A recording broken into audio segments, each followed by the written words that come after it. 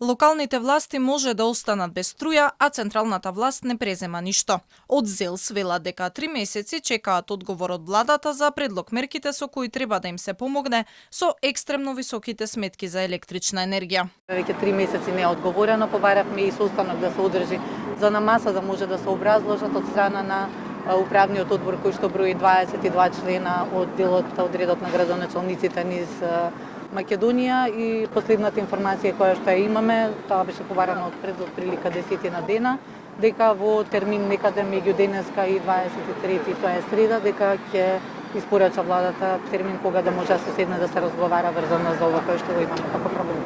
Општините набавуваат струја на слободниот пазар, па нивните сметки се и 5 па и 10 пати повисоки во споредба со минатата година. Секако дека тоа ќе биде пречка која што дел од проектите и дел од нашата визија ќе биде пролонгирана на одреден период, но ние не се откажуваме, она што јас сум се обврзал да го реализирам пред граѓаните, останувам позади тоа.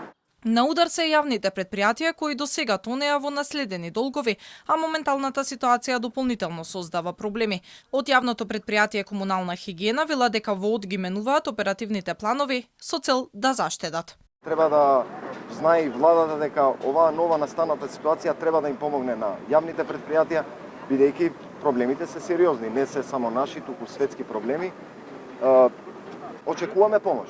Премиерот се согласи да се сретне со ЗЕЛС, но им замери дека не предвиделе средства во буџетот на време и дека треба одговорно да трошат. И додека општините, кои во најголем дел се раководени од опозициски кадри, бараат помош, централната власт не само што не ги зголеми, туку и ги намали дотациите од државниот буџет. Оваа година се предвидени 4 милиони евра помалку од лани.